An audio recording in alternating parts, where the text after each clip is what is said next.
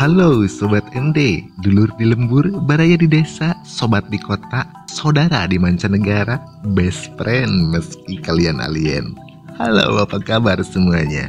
Semoga sehat walafiat ya kan? Yang lagi kerja, jalan-jalan, nyantai, cebok, atau mungkin lagi bintip-bintip tetangga. Pokoknya semoga kalian sehat selalu dan selalu bahagia ya kan?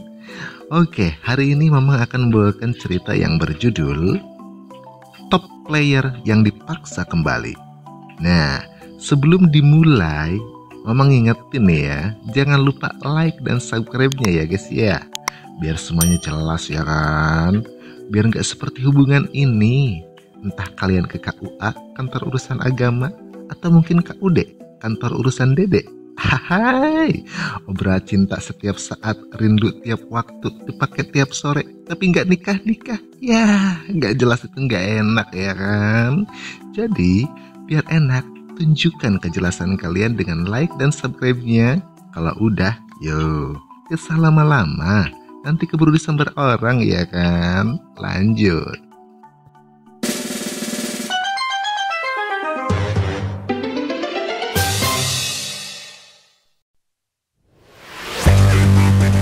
Scene diawali pertempuran epik dalam sebuah dungeon terakhir dalam sebuah game MMORPG bernama Eternal Darkness. Diperlihatkan bos terakhir di dungeon tersebut yang bernama Dominator of the Spire Deathball sedang berhadapan dengan assassin level 180 yang memiliki nickname Quitco.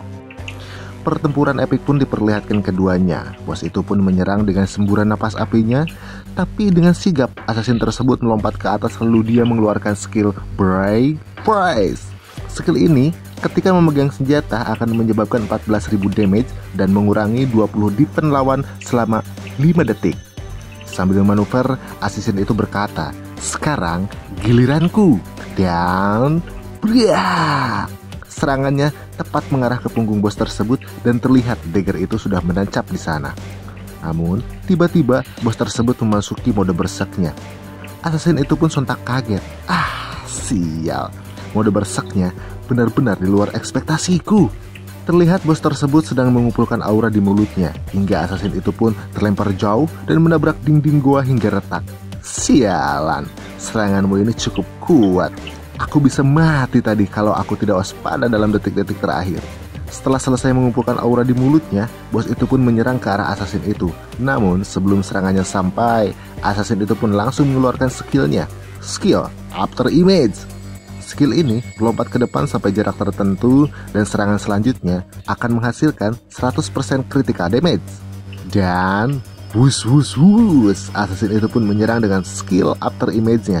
Lalu dia mengeluarkan skill lainnya, Beheading Whirlwind Slash. Skill ini menciptakan storm atau pusaran angin yang menghasilkan 20.000 damage, dan jika target memiliki HP di bawah 5%, serangan ini akan membuatnya langsung mati atau instant kill.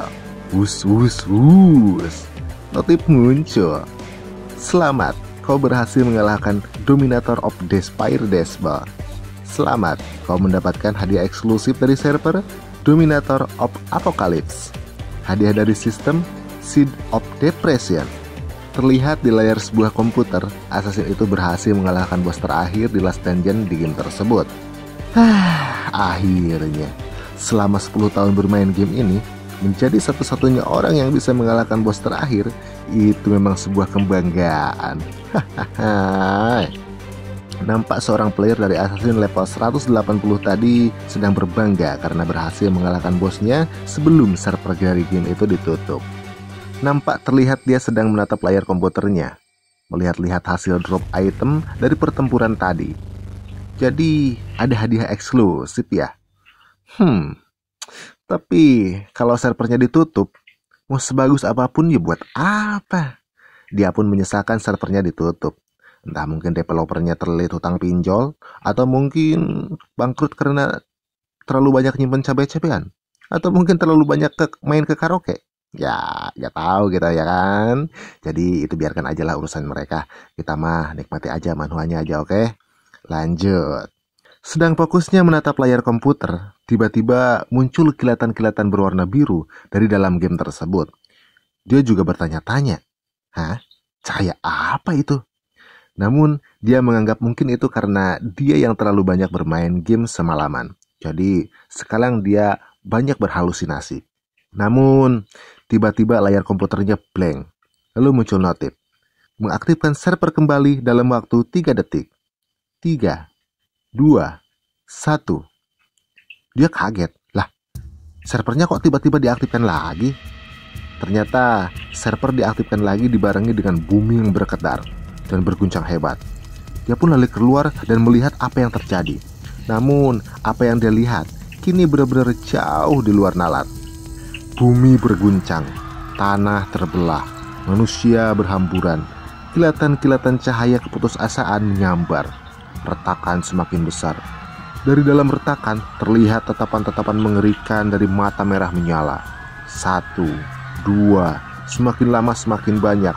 Satu persatu pemilik mata itu keluar dari celah retakan. Nampak monster-monster yang berbagai ukuran satu persatu keluar menampakkan dirinya dan mulai mengamuk, menghancurkan peradaban abad modern ini. Para manusia yang belum siap akan hal yang terjadi hanya menjadi korban dan makanan bagi para monster yang datang. Suara jeritan, tangisan, teriakan ketakutan, suara kehancuran dan berbagai fasilitas kendaraan dan bangunan seolah menjadi musik pengiring akan bergantinya perubahan mulai hari ini.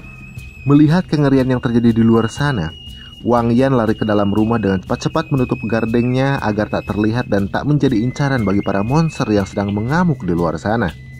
Dia pun heran, bukankah semua itu monster yang ada dalam game? Kok bisa datang ke dunia nyata? Tiba-tiba dia tersentak kaget karena di hadapannya kini muncul notif. Area Eternal Darkness berhasil diaktifkan. Instalasi data telah selesai. Server berhasil terkoneksi. Wang Yan kaget, seakan tak percaya. Ini sistem Feed Eternal of Darkness kan? Kini di hadapannya terpampang jelas. Honorable Wang Yu, maaf sudah menunggu. Selamat datang kembali ke Feed Eternal of Darkness. Silahkan untuk memulai gamenya. Hah? Game kembali aktif jadi kenyataan. Lalu, bagaimana keadaan ayah dan ibuku?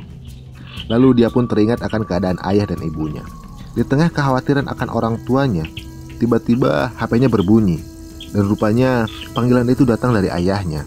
Namun, saat Wang Yan hendak mengambil Android tersebut, tiba-tiba ada seekor monster masuk dan menerobos jendela kamarnya dan mendarat tepat di meja komputer dan menghancurkan Androidnya.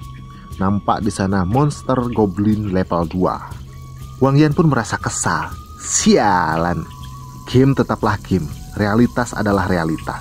Seharusnya monsternya pun sama seperti dalam game kan? Lalu dengan cepat dia pun meraih salah satu pisau buah yang ada di sana. Beraninya kalian masuk ke dalam kehidupanku dan menyebabkan kehancuran. Tak akan kumaafkan. Pergilah kalian dari sini. Wang Yan pun bersiap untuk menyerang dengan menggunakan salah satu skillnya, skill After Image. Namun saat dia ingin menyerang, tiba-tiba notif dari berbagai skill yang dimilikinya muncul. Skill tidak bisa diaktifkan. Skill belum bisa dipakai. Level dari pemakaian skill belum tercapai. Skill dinonaktifkan. Cih, sialan. Goblin yang melihat Wang Yan tak bisa menggunakan skillnya merasa senang dan mulai menyerang. Dengan sekuat tenaga, Wang Yan menahan serangan itu. Cih, kampret. Sementara keterampilan skill tidak bisa dipakai, tapi karakteristik masih bisa digunakan kan? Kalau begitu, tamatlah riwayatmu. Terlihat Wang Yan dan Goblin itu mencoba saling adu mekanik. Dan slash! Dengan sekali serang, Goblin itu pun tumbang. Notif muncul. Anda mendapatkan experience plus 10. Level Anda meningkat ke level 2. Sambil menatap senjata yang dipakainya, Wang Yan pun menyayangkan hal tersebut. Karena senjata biasa akan cepat rusak dan tak bisa bertahan lama. Sambil melihat keluar, Wang Yan pun teringat bahwa ada monster yang menjatuhkan senjata dan dia harus mendapatkannya. Dengan begitu, mungkin dia bisa bertahan dan melindungi orang di sekitarnya di tatanan kehidupan yang kini mulai berubah. Nampak di luar sana seekor goblin yang sedang mengamuk. Goblin penjaga level 5. Dan tiba-tiba, kepala goblin itu tertembus oleh pisau. Notif muncul, selamat, level meningkat ke level 4. Dan membuka keterampilan skill Poison Temper. Drop item kah? Ya, walau ini sebenarnya gak berguna, namun ini lebih baik daripada pisau buah. Lalu, Wang Yan pun mengambil dagger tersebut yang drop dari goblin tadi. Sayang sekali. Levelku sedikit lambat untuk naik. Andai saja sebelum menyelesaikan kata-katanya, tiba-tiba di belakang Wang Yan muncul monster, troll penjaga level 8. Wah, apa-apaan ini? Baru saja dipikirkan, udah nongol. Walau aku dibatasi oleh level ini, tapi itu masalah waktu untuk aku bisa membantaimu. Tiba-tiba monster lain datang. Troll Elite level 10. Wah. GM sungguh memperlakukanku dengan baik. Satunya troll penjaga, satunya troll elite. Benar-benar sebuah keberuntungan. Sayangnya, jika kalian ingin menggerogotiku, harusnya kalian belajar mengunyah dulu. Yos, majulah kalian. Dan kumulai dari dirimu. Wang Yan pun menyerang salah satu dari mereka dan menggunakan skill Poison Temper. Skill ini menyerang lawan akan memicu efek pasif durasi 10 detik. Maksimal serangan beruntun 5 kali. Setelah digunakan, itu akan mengaktifkan Violent Blood. Rasakanlah combo skillku ini, brengsek. Combo 1, 2, 3, 4. Masih bisa bertahan kah? Kalau begitu, rasakanlah ini, brengsek. Combo 5, dan boom. Monster itu pun meledak. Dan Wang Yan ikut terhempas karena ledakannya cukup kuat. Sialan. Aku menyepelekan ledakannya. Nampak di sana Wang Yan yang sudah terkapar lemas, bersandar pada tembok yang hancur akibat terlempar oleh hembusan ledakan tadi. Sungguh menjijikan dengan keadaanku saat ini. Sulit bagiku untuk menggunakan skill itu lebih dari sekali. Tiba-tiba monster troll elite sudah ada di hadapannya. Bajingan. Tak sudi aku mati di tangan monster busuk ini.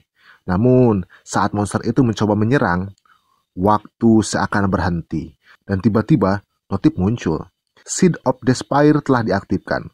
Penguasa keputusasaan telah muncul. Wang Yan kaget. Karena tiba-tiba waktu terasa berhenti. Suara senyap seketika, area tiba-tiba berubah warna menjadi merah. Lalu tiba-tiba ada suara yang muncul. Wang Yan, manusia yang berhasil mendaratkan pukulan padaku, Kaisar ini akan memberikan hadiah Emperor Gift padamu. Saat kita bertemu lagi nanti, kau akan memancarkan keagungan Kaisar ini. Notif bermunculan. Hidden Class Necromancer telah aktif. Mendapatkan Water Spirit 3. Mendapatkan keterampilan Undead Domination. Hadiah khusus trial. Undead Field 305. Undead Talent Muggle 305. Mengidentifikasi 2 jiwa. Dengan Undead Field, awaken dan menyebarkan mereka sekarang. Tanpa pikir panjang, Wang Yan pun langsung memilih ya untuk mengaktifkan itu. Undead Talent Muggle. Undead Field berhasil mendominasi. Undead Warrior 2. Para musuh telah terkunci. Baiklah. Sekarang bangkitlah. Warrior Summon berhasil diaktifkan. Undead Warrior menyerang dan bersiaplah untuk mati. Wang Yan pun berhasil menancapkan daggernya tepat di dada troll elite itu. Dan slash. Sekali lagi serangannya masuk dengan menebas troll elite itu. Notif muncul. Berhasil menjadi yang pertama membunuh monster elite. Mendapatkan gelar pionir. XP bertambah 1000. Mendapatkan 10 kristal sihir level rendah. Memperoleh keterampilan baru Shadow Strike. Memperoleh keterampilan baru Link Slash. Sebuah jiwa yang dapat mendominasi telah terdeteksi. Apakah ingin menggunakan Undead Domination? Baiklah. Lalu Wang Yan pun mengaktifkan skillnya. Bangkitlah. Skill Undead Domination.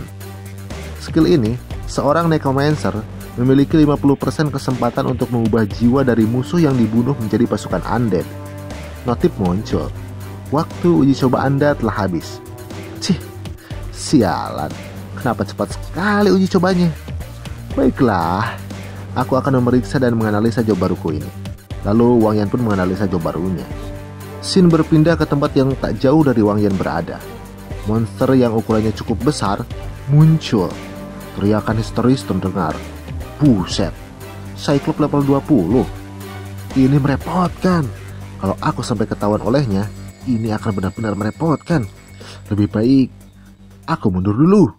Sambil menjauh dari tempat itu, Wang Yan terus menganalisa job baru itu. Necromancer ya? Baiklah. Ya, walau agak aneh.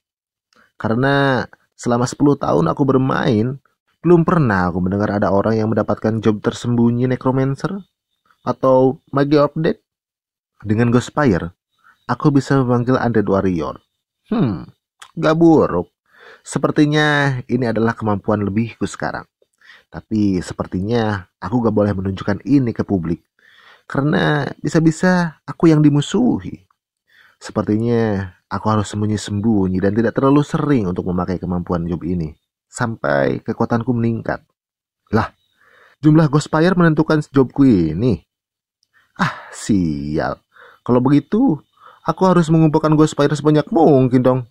Tapi, ini gak penting. Intinya, sekarang aku harus menemui keluargaku dulu. Yos! Sekarang, kuputuskan. Ayo pergi. Namun, sebelum Wang Yan beranjak dari tempat itu, tiba-tiba terdengar suara tangisan keras dari seorang anak kecil. Sontak Wang Yan pun menengok ke arah asal suara tersebut. Terlihat anak kecil itu sedang menangis. Dan di belakangnya, nampak Cyclops yang siap mengarahkan gadanya ke arah anak kecil tersebut. Anak kecil itu terus memanggil-manggil ibunya. Wang Yan dengan cepat maju menyelamatkan anak itu dan BAM! Cyclops itu menghantamkan gada besarnya ke arah anak kecil itu berdiri tadi dan tepat mengenai tanah karena anak itu berhasil diselamatkan oleh Wang Yan. Cyclops itu terbengong karena tiba-tiba anak itu hilang dari tempatnya berdiri tadi. Untung aku cepat datang. Jika tidak, sudah jadi ayam geprek kau, Dek. Lalu Wang Yan pun lekas jauh dari tempat itu. Lalu tiba-tiba, sial, aku lupa kalau Cyclops itu selalu jadi cannon fodder bagi rasa raksasa. Dan kemampuan unik mata satunya takkan melepaskan buruannya sampai dapat. Setelah beralih cukup jauh, Wang Yan pun menitipkan anak itu kepada salah satu petugas evakuasi yang ada di sana. Paman, aku titip anak ini padamu ya, dan segera menjauhlah dari sini. Hei anak muda, jangan ke sana, itu berbahaya. Tenang paman, aku ini kuat loh. Terlihat Wang Yan yang bersiap menanti kedatangan Cyclops itu. Yos, datanglah pada aku. Dan kumulai dari monster-monster kecil di sekitarmu. Lalu Wang Yan maju sambil menggunakan skill after image. Dan slash. Ini sudah cukup untuk menghabisi kroconya. Job assassin dengan skill after image udah jadi drill assassin. Hei Cyclops, para goblinmu sudah kubantai. Sekarang giliranmu. Namun sebelum Wang Yan bergerak maju lagi, tiba-tiba di belakang Cyclops itu muncul 5 orang level 1 dengan job yang berbeda. Ini kesempatan bagus. Mari kita menyerang, kata salah satu mereka yang meneriakkan ke teman-temannya untuk menyerang. Dan wus, dengan sekali ayunan gada, mereka pun tumbang dan terlempar jauh. Sial, skill apa ini? Masih saja kita gagal. Padahal ini ketiga kalinya. Wang Yan yang melihat mereka, ini agak-agak sedikit gimana gitu. Ya, cobalah kalian bayangkan ya, bagaimana perasaan Wang Yan ini. Sepertinya Cyclops ini senang sekali bermain dengan mereka. Dan mereka udah tahu selalu gagal. Bahkan untuk ketiga kalinya, bukannya naikin level malah ngeyel. Aneh. Baiklah, sekarang giliranku. Wang Yan pun menerjang maju. Dan serak. Dia berhasil mengendarakan serangannya ke tubuh Cyclops itu. Hei, apa kalian tidak apa-apa? Aku baik-baik saja. Yang lainnya gimana? Aku sama. Hei, lihat. Sepertinya ada yang sedang melawan monster itu. Terlihat Wang Yan dan Cyclops itu sedang adu mekanik dengan begitu epik di sana. Pertahanan rasa raksasa memang begitu hebat. Apalagi ditambah perbedaan 10 level. Ini benar-benar akan sangat sulit. Sepertinya aku hanya bisa menyerang titik lemahnya saja. Dan Wang Yan kembali menyerang dan Cyclops itu tengah bersiap menahan serangan kuat dari Wang Yan. Hei, lihat. Apa dia top player assassin? Lah, tenan. Kita juga punya assassin tapi kau beda ya. Ayo bro, hajar mereka. Hajar monster itu. Bantai dia bro. Mereka pun mulai bersorak melihat pertempuran yang begitu epik diperlihatkan Wang Yan. Tiba-tiba Cyclops itu nengok. Hah? Bunuh orang-orang ini. Sontak mereka pun terdiam. Hai, ini bukan pertempuran yang bisa kalian hadapi. Yang terluka, silakan pergi dari sini. Dan yang masih bisa... Belum Wang Yan menyelesaikan omongannya, terlihat mereka berlima telah menjauh. Hai, orang tampan. Aku serahkan Cyclops itu padamu. Melihat mereka pergi, Cyclops dan Wang Yan pun lantas bengong. Cih, tak bisa diharapkan. Terlihat Wang Yan yang sudah siap kembali untuk melanjutkan pertarungannya. Ini saatnya aku menggunakan skill combo baruku. Skill Beheading. Skill ini memberikan kerusakan besar melalui serangkaian serangan. Setiap serangan akan menambahkan jumlah kerusakan yang tak terbatas. Dan wus wus wus. Wang Yan pun menerjang maju melibas mereka semua dengan skill barunya. Melihat anak buahnya terbantai, Cyclops itu pun maju dengan skillnya. Ho, hai big man, sekarang giliranmu. Dan wus wus wus. Wang Yan melompat maju menyerang dan sekarang rasakanlah komboku ini. Poison Temper. Wus. Namun berbeda dari sebelumnya, skill itu nampak tak begitu kuat bagi Cyclops itu. Bukan hanya karena perbedaan 10 level, tapi juga skill itu masih terlalu rendah. Yo, kalau begitu, bangkitlah. Wus, summon Wang Yan pun datang membantu dan cak. Mereka menyerang Cyclops itu dari belakang. Notif muncul. Berhasil menjadi yang pertama membunuh Cyclops dan mendapatkan titel Fearless. Efek titel ini, orang yang dilengkapi titel ini akan kebal terhadap skill Fearless dari musuh dan dapat mengabaikan 25% pertahanan dari ras raksasa. Sepertinya sudah tidak ada orang lain di sini. Saatnya mencoba skill job baruku. Get. Wang Yan pun menggunakan skill Get of Death dan terlihat sebuah pintu raksasa yang sangat besar dan beberapa monster yang sudah dia summon. Tak lama setelah mengsummon dan menarik beberapa monster untuk dijadikan bahan, Wang Yan pun menutup gate itu kembali. Wang Yan yang sedang fokus melihat hasil buruannya, tanpa disadari dua monster telah datang di belakangnya. Hey bro, awas! Tiba-tiba ada orang datang membantai dua monster troll itu. Sontak Wang Yan nengok. Lah, situasi macam apa ini? Dari mana Toys itu datang? Terlihat Toys itu sedang berhadapan dengan dua troll tadi. Lalu Wang Yan mengidentifikasi identitas Toys itu dengan sistemnya. Dan terlihat kalau Toys itu bernama Ma Daojun, Job Wizard, Mage level 5.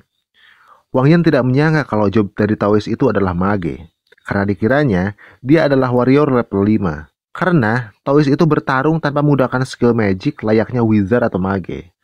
Setelah si Toys selesai menghajar dua troll tadi, Wang Yan pun menyapanya. Hai bro, keren sekali. Strengthmu meningkat drastis ya. Kau bisa bertarung tanpa skill. Dan sungguh hebat kau, menghajar dua troll tadi dengan lampu jalan itu. Hei pahlawan muda, meskipun itu agak kasar, tapi akan kuanggap itu sebagai pujian. Lalu tiba-tiba di belakang mereka muncul celah dimensi dan keluar beberapa monster. Notif merah muncul sebagai peringatan kalau tempat itu akan sangat berbahaya. Makhluk yang tak diketahui menyerang. Tingkat bahaya terus meningkat. Sistem merusak dan sedang dalam perbaikan. Dominator of the Spire Decibel muncul ke bumi. Nampak di sana kepala naga raksasa yang muncul dari dalam retakan dimensi. Eternal of Darkness sedang memasuki bumi. Data termuat 13% dan loading. Peringatan, sebisa mungkin pergilah ke tempat yang aman. Hei anak muda, di negara mana ini? Kenapa banyak sekali monster? Tanpa menjawab, Wang Yan pun menyeret Toys itu pergi untuk menjauh dari tempat tersebut. Namun, salah satu monster mengejar mereka. Tiba-tiba, sebuah mobil truk datang dan menghantam monster yang mengejar Wang Yan dan Toys itu. Brak! Mobil itu menabrak monster. Cih, apa-apaan itu? Monsternya ditabrak mobil. Wang Yan kaget saat melihat sopir yang mengendarai truk besar itu. Hei paman, bukan sudah kubilang tadi untuk pergi menjauh dari sini? Hei anak muda. Paman itu pun melambaikan tangannya. Namun ternyata, dia juga memegang bom peledak. Paman itu pun berkata, kau masih punya hal penting untuk dilakukan, dan tugasku adalah membuatmu terus aman, jadi tetaplah hidup ya. Dan, boom, paman. Cih, ayo lari Toys. Hai anak muda, aku punya rencana. Wang Yan pun nengok dengan bingung. Tiba-tiba tangan Wang Yan dipegang dan, wus, Wang Yan pun dilempar dengan tujuan ke depan, tapi malah ke belakang. Lah, sialan, aku salah lempar. Hai anak muda, aku akan menyelamatkanmu. Kau takkan bisa Toys. tunggu saja di situ. Cih, untung banyak asap. Tak ada pilihan lain selain menggunakan skill necromancerku. Dan gate. Lalu muncul sebuah gate besar di bawahnya. Cyclops, tangkap dan lempar aku kembali. Baik, Yang Mulia. Bersiaplah Yang Mulia. Yo, explosion, slam. Cyclops summon itu pun melempar kembali Wangyan ke tempat aman dengan skill explosionnya. Dan wush, notif muncul. Necromancer telah keluar dari Gate of Death dan di luar jarak casting Gate of Death. Terlihat Wangyan yang terlempar ke sebuah gedung pertokoan. Lah, dia berhasil keluar. Bagaimana bisa? Anak muda, tunggu aku. Nampak Wangyan yang terlempar ke salah satu gedung pertokoan yang ada di sana. Hah? Serba Jinhua. Aku tidak menyangka akan terbang sampai kemari. Dan pray, Wangyan pun masuk ke dalam dan dia mencoba berdiri sambil membersihkan serpihan kaca yang menempel di bajunya. Di sini relatif aman, tapi kenapa aku merasa ada yang aneh ya? Tiba-tiba, pray, salah satu jendela kaca lainnya pecah. Hah? Dari mana orang ini berasal? Yo, anak muda. Ya, yo lu. Gimana cara lu kesini? Aku lompat. Lah, ini kan lantai 3. Lalu Wangyan menarik petapa itu untuk bersembunyi, karena di luar sana ada monster yang sedang mendekat. Shh, diamlah. Dengan pelan, Taois itu pun bertanya, anak muda, kemana kita akan pergi? Di luar sangat berbahaya. Ayo, kita pergi ke ruang bawah tanah. Setauku, ruang bawah tanah Serba Jinhua telah dijadikan tempat perlindungan serangan udara, dan pastinya sangat tersembunyi. Ayo ke sana. Ya, ayo. Kau duluan anak muda. Ayo, kita lewat tangga darurat. Berpindah ke tangga darurat, nampak 3 goblin di sana yang sedang memainkan sebuah botol kaleng. Dan wus. Mereka berdua langsung membantai 3 goblin tersebut. Aneh sekali, gak ada monster lain selain kurcaci hijau ini. Itu namanya goblin, bro. Dan goblin yang levelnya tinggi, besarnya sama seperti kita. Tapi emang aneh juga sih, kita nggak menemukan monster lain di sini. Tapi mari bersembunyi demi keselamatan kita. Jika kita harus melawan monster level 50 ke atas, kita yang jadi ayam geprek, bro. Ah, benar juga. Nah, ini pasti tempatnya. Kelihatannya tempat ini cukup aman untuk bersembunyi. Mari kita masuk. Hai anak muda, ini kelihatannya agak berat untuk dibuka. Pakai seluruh kekuatanmu, bro. Nampak pintu itu pun sedikit terbuka. Sin berpindah ke tempat lain. Nampak salah satu ruang kontrol di salah satu pusat pangkalan militer di daerah tersebut. Nampak seorang ketua yang sedang memandangi layar besar yang penuh dengan notif darurat siaga 1 dari berbagai tempat. Tiba-tiba, salah satu petugas datang memberi laporan. Lapor ketua, barrier yang menyebabkan gangguan di luar pangkalan dan mengurung kita selama 12 jam telah menghilang. Tapi, semua satelit komunikasi terputus. Personil pemeliharaan masih mencoba untuk memperbaiki jaringan komunikasi. Menurut informasi dari luar pangkalan, situasi ini sama daruratnya dengan perang dunia. Sambil menggebrak meja, ketua militer itu pun berkata, hilang. Barrier sialan ini menahan kita selama 12 jam di sini. Sampaikan perintahku. Seluruh anggota selain logistik cepat bergerak. Memperkuat area adalah tugas kita. Kita harus berpacu dengan waktu. Keluarkan semua tenda yang kita punya dan dirikan di sekitar pangkalan. Sediakan tempat berlindung untuk semua orang. Ketua, apa kita bisa menampung semua korban? Luas pangkalan militer ini tak lebih dari 100 juta. Pasti cukup. Pergi dan ambil persediaan dari gudang 081. Gudang 081 itu menyimpan persediaan militer kita untuk 50 tahun. Dengan kata lain, itu persediaan untuk keperluan perang. Persediaan itu milik rakyat. Dari rakyat, oleh rakyat, untuk rakyat. Kalau tidak sekarang, kapan lagi? Buat surat perintah dan nanti kudan tangani. Dikopi, ketua. Cih, apa yang sedang kita hadapi kali ini? Ketua itu pun kesal sambil terus menatap ke layar besar yang ada di sana.